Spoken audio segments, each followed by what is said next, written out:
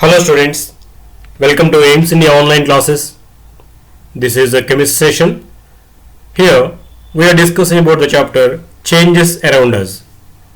In this session we are going to see the classification of different kinds of changes based upon certain properties, certain characteristics. Every day we see different types of changes around us, like day turning into night, the season changing from winter to summer, melting of ice into water, cooking of food, rusting of iron, growth of our body, and so on. These all changes everybody of us might have observed in our day-to-day life, isn't it? See, day and night. You observe this day and night. In the daytime it will be sun, in the night time it comes moon, it will be dark in the night time, it will be light enough in the daytime. The changes we observe daily. And melting of ice, when ice is there, it will be in a solid form. When it is kept outside, it slowly converts into liquid form, that is water form, that we call as melting of ice. There we observe the change from liquid to solid to liquid, it changes. And burning, if you see here, burning of certain wood or certain fuel, what happens then? They produce light, heat and flame. So these are all the different changes we observe in our day-to-day life. Now we are going to see the classification of these changes based upon certain characteristics. First, let us see the classification of changes based upon speed. Based upon the speed or time taken for the completion of the change, changes can be classified broadly into two types. One of them is slow changes. A change that occurs very slowly and takes a very long time for its completion is called a slow change. For example, growth of a child into an adult and then into an old man. It takes years of time. So it will occur in years of time, isn't it? So we can say this is a slow change. Say conversion of a child into an adult and an adult to an old man. It will take years of time. These kind of changes which are taking very long time for their completion are called as slow changes. Okay. Some other changes were, let us see here, the changes which come under slow changes. One of them is curdling of milk takes a few hours. So we can say this as a slow change. One more, germination of seeds. So when you keep these seeds in the soil, from them to come out the plant, it takes 2 to 4 days time. So the germination of seed to form a plant will take 2 to 4 days. So we can say it as a slow change. Another one, ripening of fruits also will take few hours. So we can say this also a slow change. Next, conversion of night into day. This also will be happened in few hours. So the changes which are taking hours to days and years will come under slow changes. So conversion of night into day is also one of the slow changes. Cooking of food will take few hours or few minutes. So we can say that also as a slow change sometimes. And one complete rotation of the earth around the sun takes 24 hours. Okay. The rotation of the earth will take 24 hours. So it also can be considered as one of the slow changes. So these all will come under slow changes. The changes which are taking long time for their completion are called as slow changes. Another kind is fast changes based upon the time taken for the completion. So the changes can be classified into slow changes and fast changes. The changes that occur spontaneously or occur at a very fast speed are called as fast changes. Means the changes which occur immediately, spontaneously. which occur with very fast speed are called as fast changes. For example, burning of a matchstick. If you rub the matchstick over a matchbox, it catches fire immediately. Within seconds, it burns, isn't it? So we can say this as one of the examples for fast changes. Some other, let us see here. Burning of a paper, within seconds it burns the paper. So it also comes under fast change. Bursting of crackers, within seconds, immediately it bursts. So it is a fast change. Dropping on an object from height. So if you drop an object from the height, immediately it reaches the ground with fast speed. So we can say that also one of the fast changes. And blinking of eyes.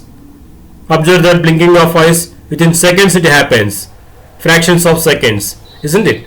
So these all will come under fast changes. These all changes will take very short time. They occur spontaneously. That's why these are called fast changes. Next, the classification of changes based upon the reversibility. So changes can be classified broadly into two types based upon the reversibility of the change. So they are reversible changes and irreversible changes. Now let us see first about reversible changes. Some of the changes can be reversed to get back the original shape, size, etc. of the material taken. Such kind of changes are called reversible changes. For example, if you deflate the inflated balloon, it takes its original shape and size, isn't it?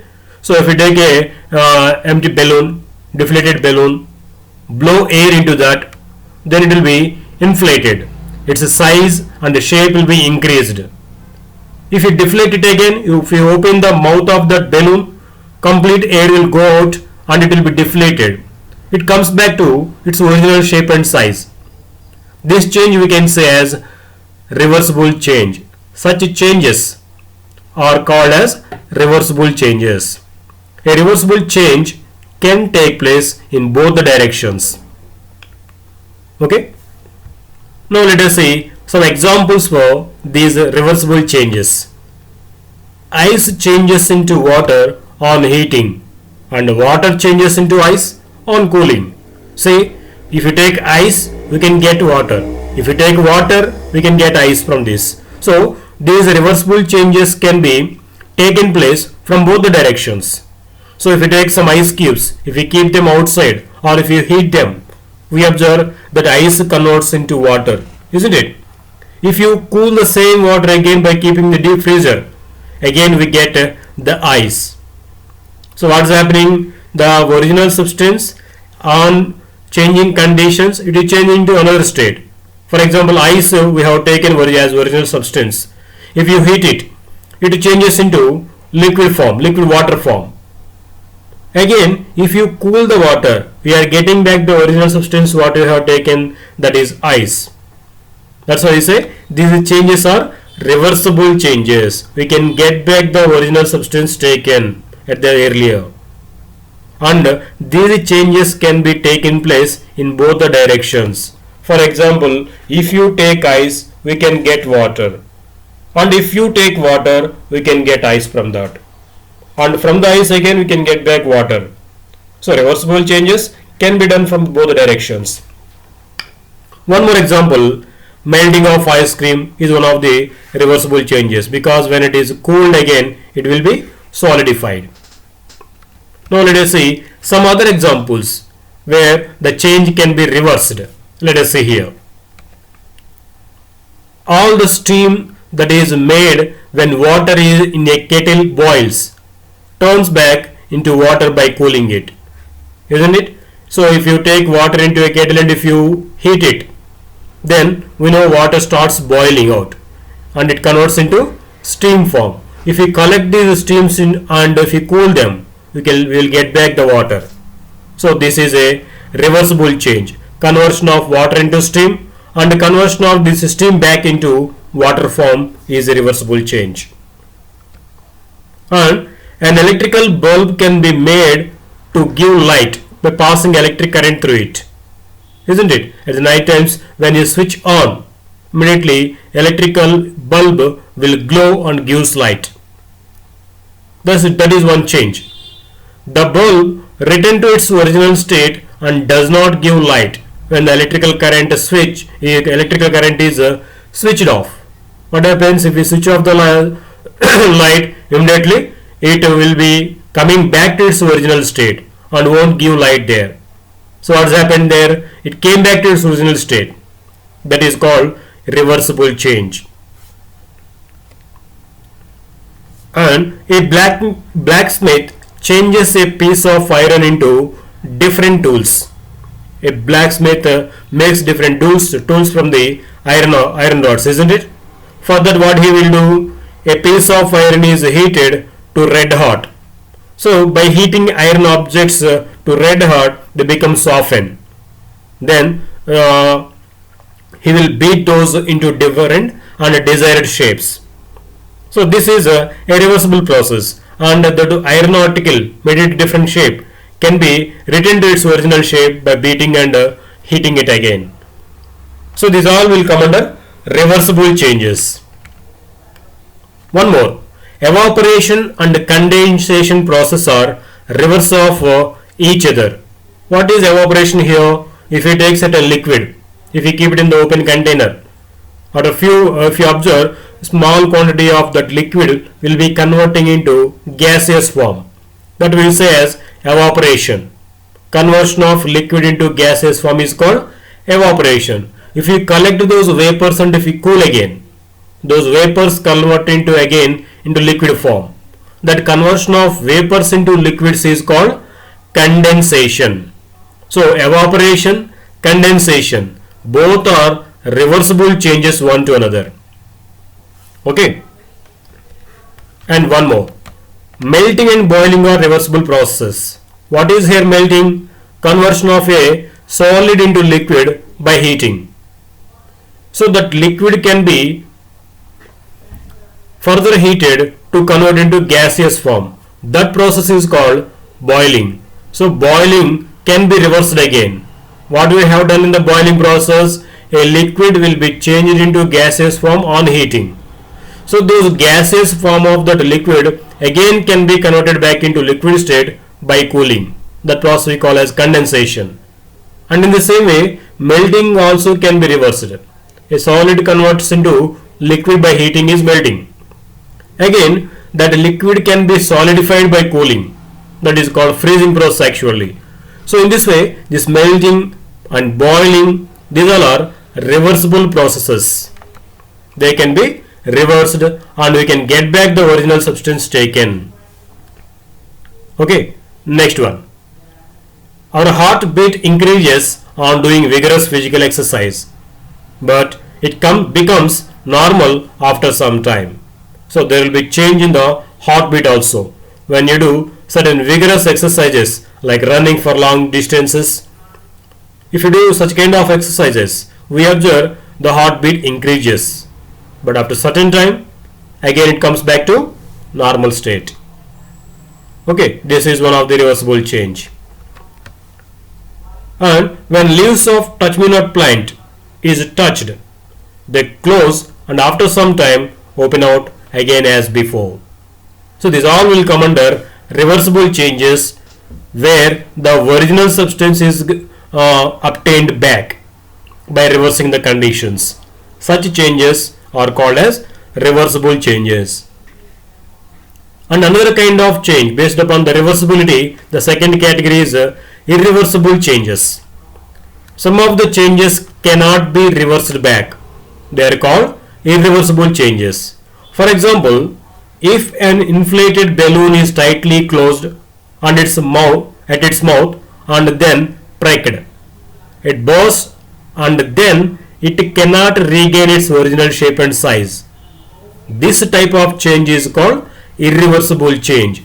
So in the earlier example for reversible change, what we have done, we have taken a balloon and air is blown into that to make it inflated, and again by opening the mouth air will go off and it will be deflated.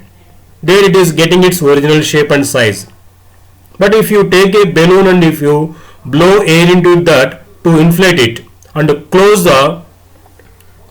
tightly close its mouth and then prick it with a pin, then what happens? It bursts. Then we cannot get back its original shape and size even though we blow into it because it is bursted. This type of changes in which we are not able to get back the original substance by reversing the conditions also are called irreversible changes. Irreversible change can take place only in one direction.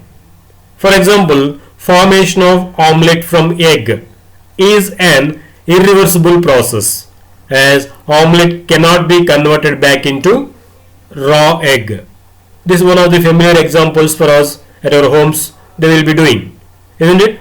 First they will take a raw eggs and they convert that into omelette and by cooking it. But from the omelette we cannot get back the raw egg. So it is only done one direction. Reverse process is not possible here. Such kind of process are called changes are called irreversible changes. Some other examples of irreversible changes let us see here. One of them is cake batter is made from eggs, flour, sugar and butter.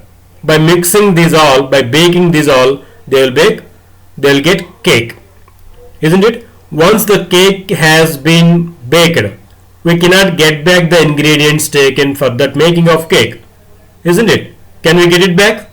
No, we cannot, isn't it? So generally for making of cake they use eggs, flour, sugar, butter, these all they will mix and they will bake them and hence cake is prepared. Once the cake is baked, we cannot get back those ingredients mixed to make it. We cannot separate them.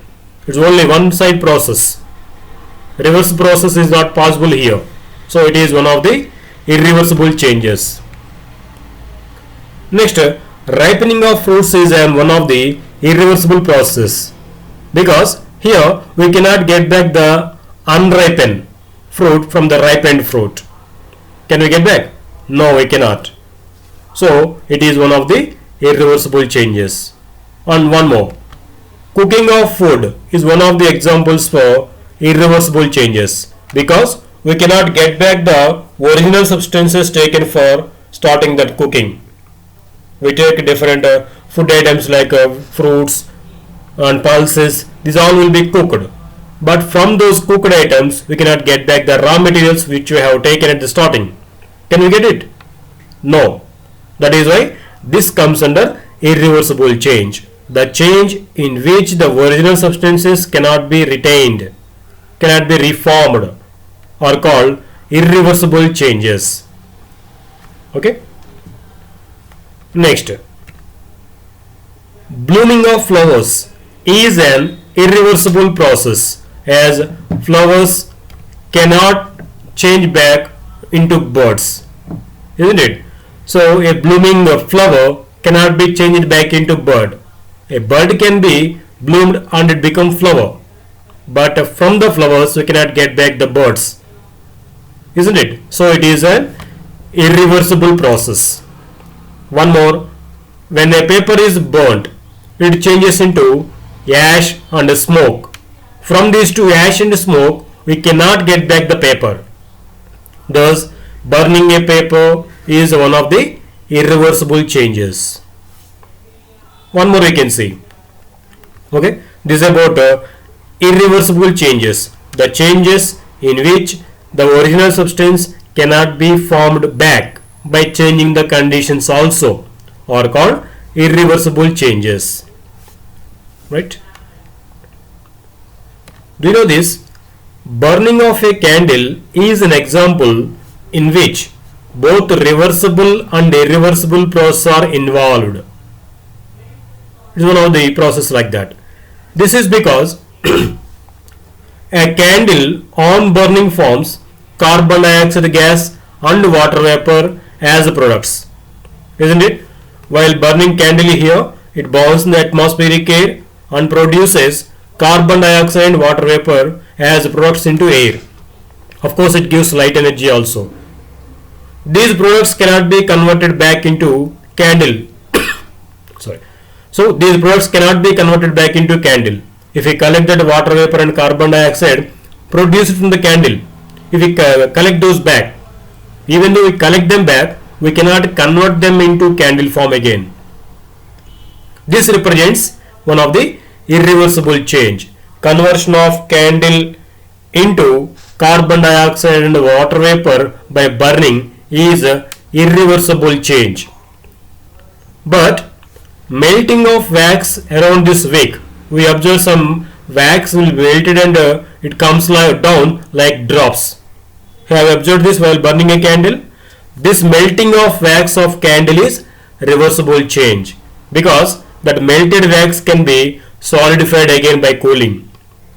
So melting of wax is a reversible change, and burning of candle wax is a irreversible change. In this way, in the burning of candle, two processes are involved.